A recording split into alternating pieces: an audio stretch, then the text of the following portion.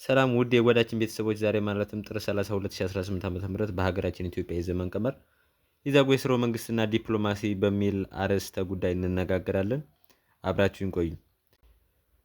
ቤተሰብ ስራዎችን ብዙ ተጠቃሚዎች እያዩት ስላልሆነ ፕሊስ ሀሳብ አስተያየታችሁን በኮመንት ሴክሽን አጋሩኝ። ላይክ፣ ሼር፣ ሰብስክራይብም እያደረጋችሁ አበረታቱኝ። የዩቲዩብ አልጎሪዝም እየተረዳኝ አይደለም።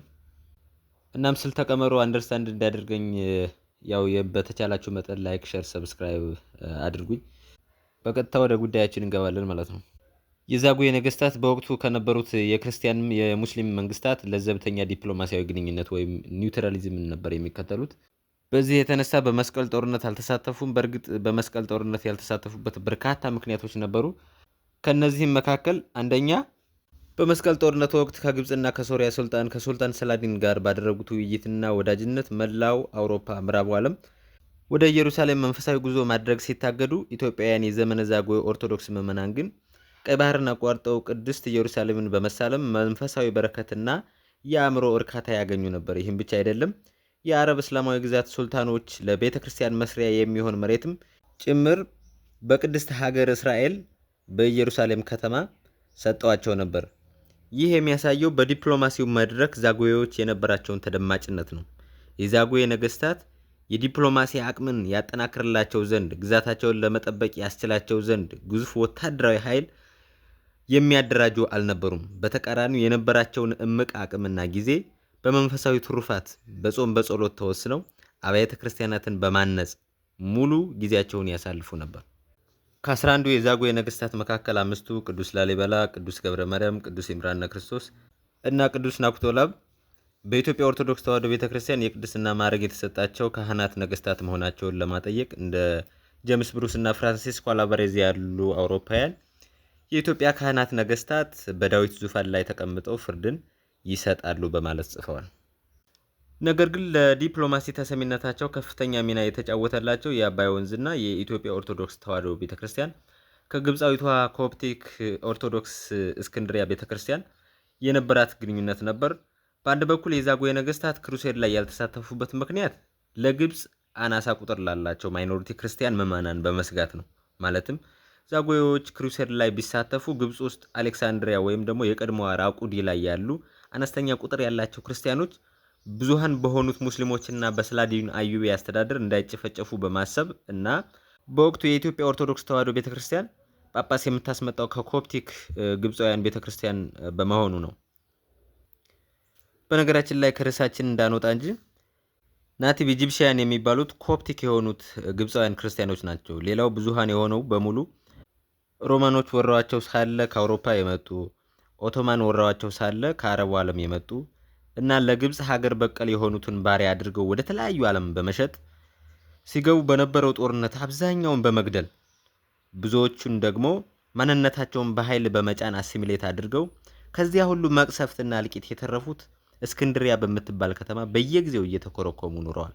እናም በሮማን ወረራ ጊዜ ከአውሮፓ የተሰደዱ፣ በአሰሪያኖቹም እንዲሁ፣ በኦቶማንም ጊዜ ከመካከለኛው ምስራቅ የመጡ እና አንዳንድ አሲሚሌት የሆኑ ኔቲቭ ኢጂፕሽያኖች ድምር ነው ዛሬ ላይ ግብፅ ውስጥ ብዙ ቁጥር ይዞ የሚኖረው።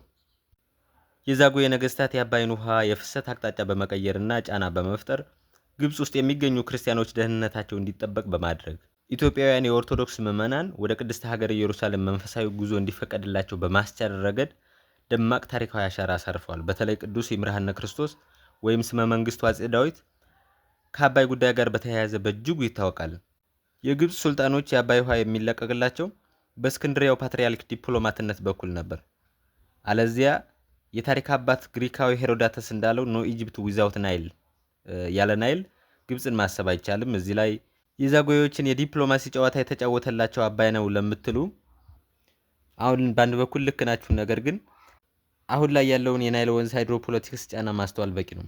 በዛ ላይ አባይ ከነስሙ አፈር ተሸክሞ ሲሄድ ድፍርስ በመሆኑ ጥቁር አባይ እየተባለ ለዘመናት ሲፈስ አባይ ማደሪያ ቢስ ግንድ ይዞ ይዞራል፣ ለአገሩ ልጅ ባዶ ባይተዋር ይሆናል ከሚል ቁጭት የወለደው ስንኝ ከመሰናኘት በቀር ምናልባትም የመካከለኛው ዘመን የኢትዮጵያ መሪዎች እንደሆኑ እንጂ አንዳችም የጠረጴዛ ዙሪያ ድርድር አቅም ሆኖ አያውቅም። ለምን ካላችሁ ድፍረት የተሞላበትን እውቀት መር ዲፕሎማሲ የሚከተሉ ነገስታተ ላስታን አይነት መሪዎች ያስፈልግ ነበር። ነገስታተ ላስታ ግን በሚገርም ዲፕሎማቲክ ናቪጌሽን ፍላጎታቸውን የሀገራቸውንና የህዝባቸውን ብሔራዊ ጥቅም ወይም ናሽናል ኢንተረስት አስጠብቀውበታል። ለዛ ነው ምዕራቡ ዓለም በክሩሴድ ሲሸነፍ በ16ኛውና በ17ኛው መቶ ክፍለ ዘመን የቄሱ ንጉሥ ዮሐንስ ሀገር ሳምዌር ኢን ኢስት ኦፍ ዩሮፕ በማለት ሲያፈላልጉን እግረ መንገዳቸውን አሜሪካን ያገኟት። ስለዚህ የነገስታተ ላስታ ዲፕሎማቲክ ስኬት ለአሜሪካ መገኘት ትልቅ አስተዋጽኦ አድርጓል ማለት ነው።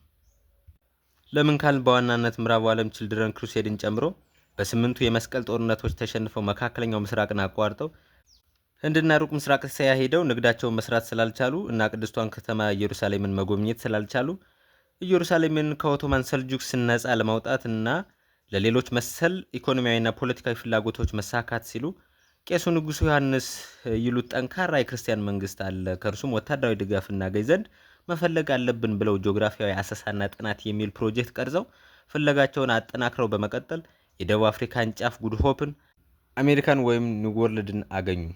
አሰሰው ባገኙት ሀገር አዲስ የባርነትና የቅኝ ግዛት አስተዳደር ምዕራፍ ጀመሩ። በተለይ ለደጋማው የኢትዮጵያ ክርስቲያን መንግስት ደብዳቤ በመጻፍ ጭምር ዲፕሎማሲያዊ ግንኙነት ለማድረግ ሞክረዋል። ለአብነት ያክል ኪንግ ሄንሪ ዘ ፎርዝ ኦፍ ኢንግላንድ ይድረስ ለፕሪስተር ጆሆን የሚሉ ደብዳቤዎችን ይጽፍ እንደነበር መዛግብት ያስረዳሉ።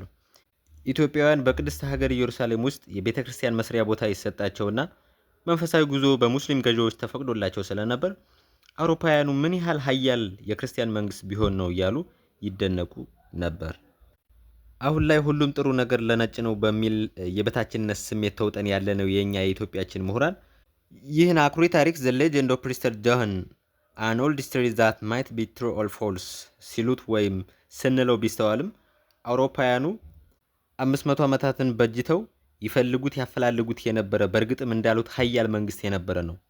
ነገር ግን አባቶቻችን የተረከቧትን እኛም የያዝናትን ሀገር የነበራትን አቅም ማስቀጠልና ጠንክረን ሰርተን ማሳደግ ስላልቻልን የጥንት አባቶቻችን ለሀገራቸው የሰሩትን ተአምር መካድና ባለቤትነቱን አሳልፈን ለመስጠት የተነሳን ይመስለኛል።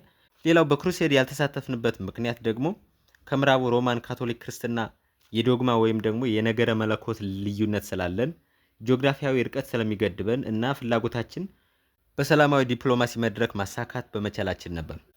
የቻይናው ኮሙኒስት መሪ ማኦ ዜዱንግ ስለ ጦርነት አስፈላጊነትና ስለ ዲፕሎማሲ ጠቃሚነት ሲያብራሩ ፖለቲካ ማለት ያለ ደም መፋሰስ የሚካሄድ ጦርነት ነው፣ ጦርነት ደግሞ ደም አፋሳሽ ፖለቲካ ነው ብለው ነበር። ይህ ማለት በሰላማዊ መንገድ ድል መንሳትና ሚዛኑን ማስጠበቅ ያቃተህን ጥቅምህን ጦርነትን እንዳማራጭ በመጠቀም ሚዛኑን ታስጠብቃለህ ማለት ነው ብለው ነበር። አዎ ልክ ነው። ማኦ ዜዱንግ እንዳሉት ዛጉዌዎችን ወደ መስቀል ጦርነት የሚገፋቸው የዲፕሎማሲ ግሽፈት አልገጠማቸውም። የፈለጉትን ወይም የሚያስፈልጋቸውን በሰላማዊ መንገድ አግኝተዋል።